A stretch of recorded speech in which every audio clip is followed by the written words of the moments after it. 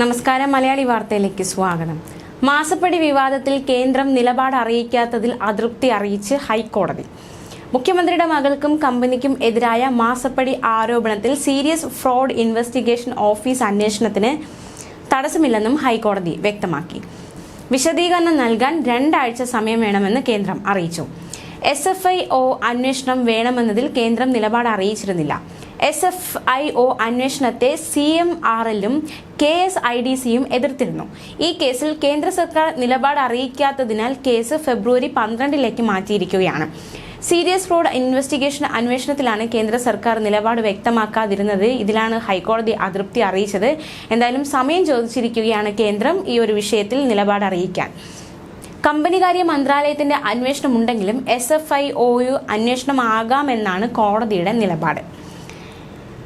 മാസപ്പടി case serious fraud investigation ടീമിനെ കൊണ്ട് അന്വേഷിക്കണമെന്നാവശ്യപ്പെട്ട് ഷോൺ ജോർജ് നൽകിയ ഹർജി ഹൈക്കോടതി പരിഗണിക്കുന്നതിനിടയിലാണ് കേന്ദ്രത്തിനെ വിമർശിച്ചത്. മാസപ്പടി വിവാദത്തിൽപ്പെട്ട കൊച്ചിയിലെ CMRL കമ്പനിയുടെ ഉടമകൾ ഡയറക്ടർമാരായ നോൺ ബാങ്കിംഗ് ഫിനാൻസ് സ്ഥാപനമാണ് വീണ വിജയന്റെ കമ്പനിക്ക് 4 വർഷം ഈടില്ലാത്ത ലോണായി ആകെ 77.6 ലക്ഷം രൂപ നൽകിയതെന്നാണ് പരാതിയിൽ ഉന്നയിച്ചിരിക്കുന്നത്.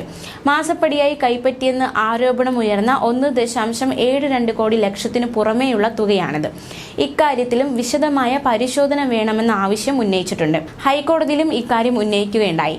മാസപ്പടി വിവാദത്തിൽ ഉൾപ്പെട്ട കൊച്ചി CMRL കമ്പനിയുടെ ഉടമകൾ ഡയറക്ടർമാരായ ബാങ്ക് ഇതര ധനകാര്യ സ്ഥാപനമാണ് വീണ വിജയന്റെ കമ്പനിക്ക് 4 വർഷം ഈടില്ലാത്ത വായ്പയായി ആകെ 77.6 ലക്ഷം രൂപ നൽകിയതെന്ന പരാതിയിൽ ഉള്ള ഈ ഒരു വാദം അത് വളരെ ശക്തമായ ഒരു വാദം തന്നെയാണ്. അതേസമയം വീണ വിജയന്റെ കമ്പനി എക്സ്ലോജിക് വെറും കടലാസ് കമ്പനിയായോ എന്ന് പരിശോധിക്കണമെന്ന് എറണാകുളത്തെ രജിസ്ട്രാർ ഓഫ് കമ്പനീസ് റിപ്പോർട്ട് ഏതാനും ദിവസങ്ങൾക്ക് മുൻപ് പുറത്തു വന്നിരുന്നു. തങ്ങളുടെ ചോദ്യങ്ങൾക്ക് CMRL നൽകിയ മറുപടി അവ്യക്തമാണ്. വീണയുടെ കമ്പനിയും കരിമണൽ കമ്പനിയുമായുള്ള ഇടപാടുകൾ വിശദമായി പരിശോധിക്കണമെന്നും റിപ്പോർട്ടിൽ ചൂണ്ടിക്കാണിച്ചിരുന്നു.